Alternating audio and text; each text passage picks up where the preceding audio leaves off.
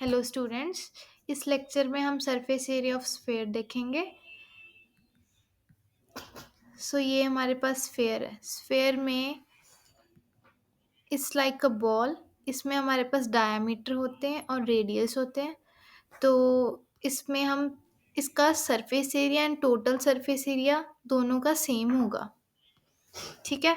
Surface area of sphere क्या है? 4 पाई r square.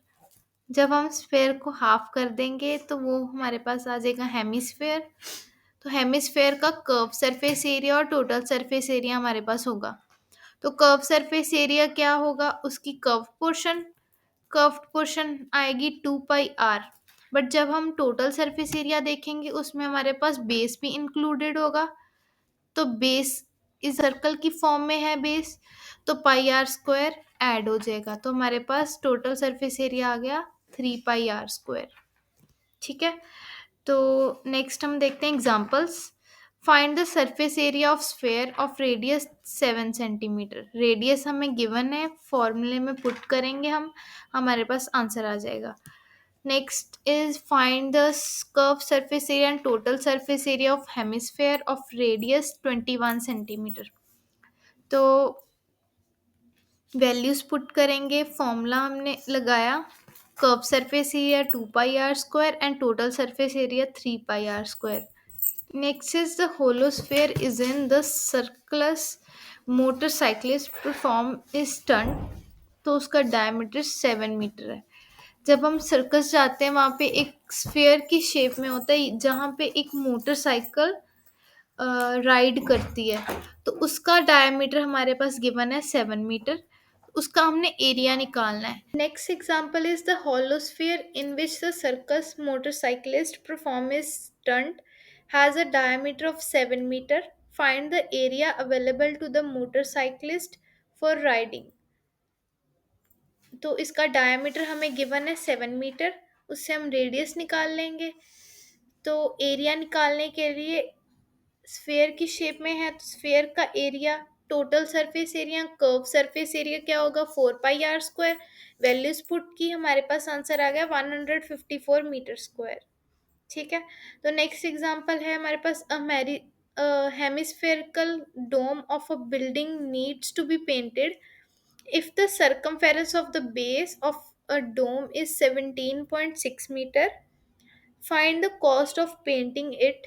Given the cost of painting is rupees 5 per 100 centimeter square। हमारे पास figure हमें provided है, इसका उन्होंने सरकमफेरेंस प्रोवाइड किया है। तो डोम किस शेप में होगी? हेमिस्फेयर। हेमिस्फेयर का base is in shape of circle. तो उसका सरकमफेरेंस या फिर पेरीमीटर हमें गिवन है 17.6 मीटर। तो वैल्यू पुट की उसके फॉर्मूला में, उसका फॉर्मूला था 2 पाई r। 2 पाई r को हमने इक्वेट किया 17.6 के साथ।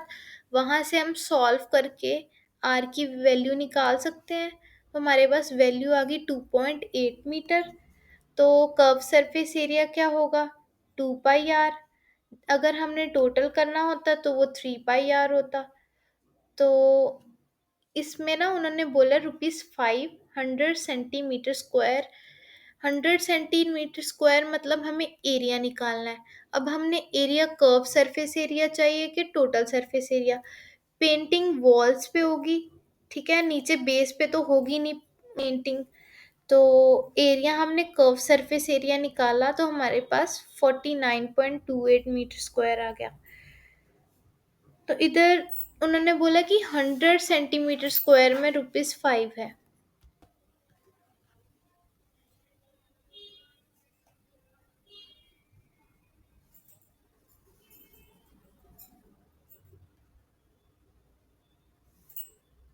1 मीटर में 100 सेंटीमीटर होते हैं।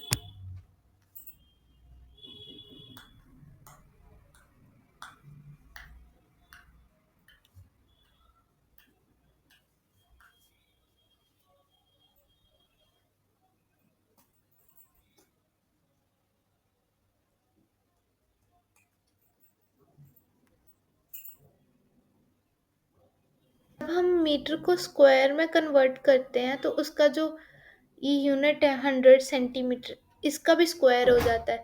तो 1 metre square equals to 100 × 100 centimetre square.